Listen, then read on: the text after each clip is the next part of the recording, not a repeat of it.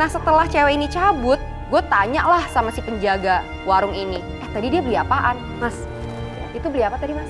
Kacang hijau. Kacang hijau? Wah, gue udah curiga tuh di situ. Kacang hijau. Jangan-jangan nih dia nih yang neror atau mengguna-guna pelapor kita. Karena sama-sama kacang hijau.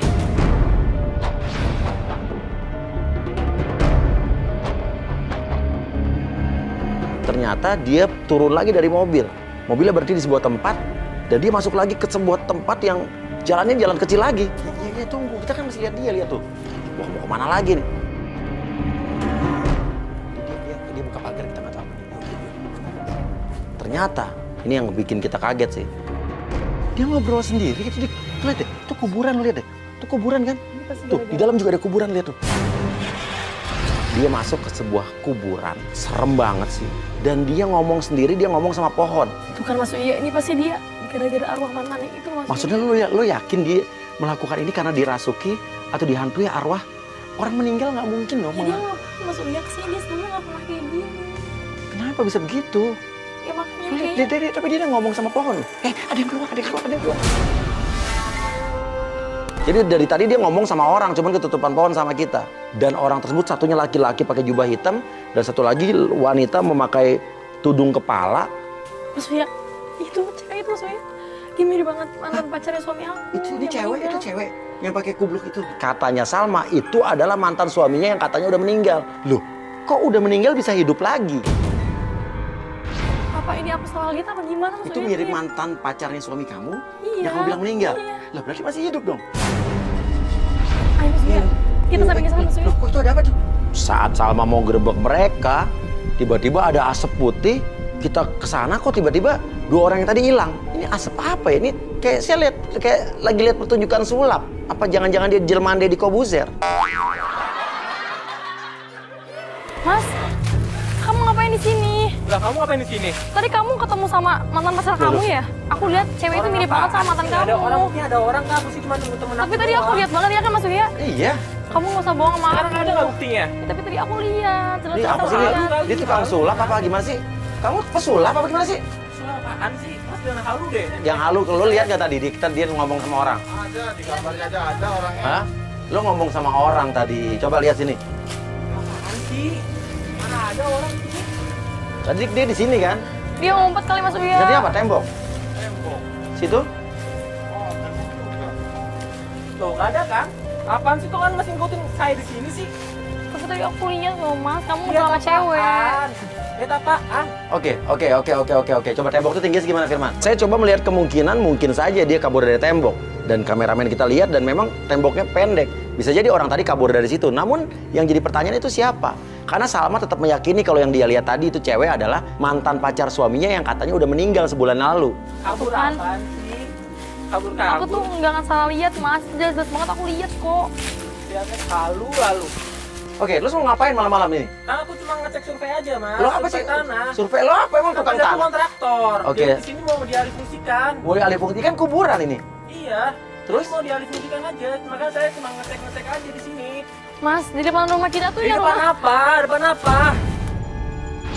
Salma pelapor kita mengungkit lagi soal teror kacang hijau. Mas, di depan rumah itu ada yang aneh. Ada penampakan. Nah, saat dia mau ngomong soal depan rumah, keanehan yang ada di depan rumah mereka, suaminya kayak mau memotong pembicaraan mereka. Dia tarik, diajak pulang. Kayak suaminya tuh nggak pengen istrinya ngomong soal rumah yang ada di depan. Aneh. Itu cewek cuma pengen cerita ke suaminya bahwa rumah itu ada hantunya, dia ngelihat ada penampakan cewek. Tapi suaminya tuh mati-matian bilang di rumah itu nggak ada apa-apa. Suaminya kayak tahu sesuatu loh. Ikutin. Sesampainya di depan, udah ada kumpulan bapak-bapak yang dari tadi nontonin kita. Dia nanya, ada apa?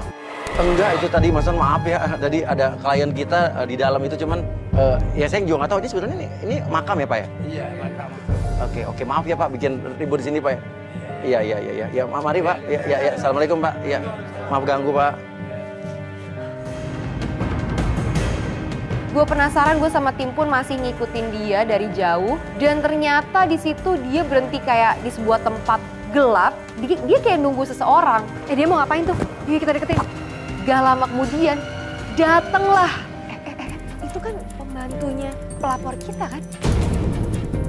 Wah, gue udah penasaran banget dan gue memutuskan untuk langsung nyamperin mereka dan nanya sebetulnya mereka lagi ngapain. Ibu sama dia ketemuan malam-malam di tempat sepi kayak gini nih ada urusan apa nih, Bu? Ya ini yang ada apa? Iya, gue udah ngikutin lo dari tadi ya, dan gue lihat semenjak lo beli kacang ijo dan abis itu lo anterin malam-malam begini ke ibu ini ngapain? Lo ngapain ikutin gue? Mereka kayak kebingungan, kaget dan malah marah balik ke gue.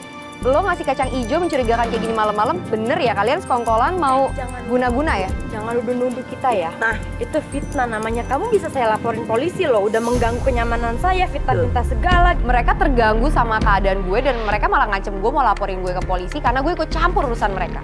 Nah, tapi gue nggak yakin nih cuman gara-gara ibu nitip doang. Kayak gini. Si asisten rumah tangga ini emang sengaja janjian untuk mesen kacang ijo karena katanya kalau mesen dari dia lebih murah harganya. Gue sih curiga ya, si asisten rumah tangga ini sama si perempuan ini merencanakan kayak teror atau guna-guna buat si pelapor kita.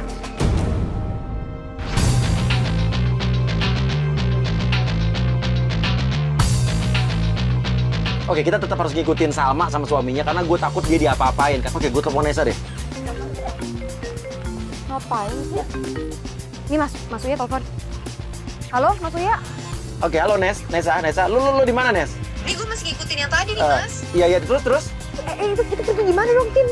Mas Uya nelfon gue. Akhirnya konsentrasi gue pun terbagi di situ. Gue sambil angkat teleponnya Mas Uya. Akhirnya si cewek ini dan si asisten rumah tangga ini pun pergi ninggalin gue. Gue bingung di situ dan gue kehilangan jejak mereka karena mereka udah keburu ninggalin gue. Halo Mas Uya, iya. Dia tuh tadi kayak beli kacang hijau gitu, Mas. Kacang hijau terus buat apa? Iya, dan dia itu tadi ketemuan sama pembantunya Salma, Mas. Serius loh? Oke Mas Uya, aku sana sekarang deh. Yuk, Tim. Akhirnya gue memutuskan untuk langsung nyamperin Mas Uya.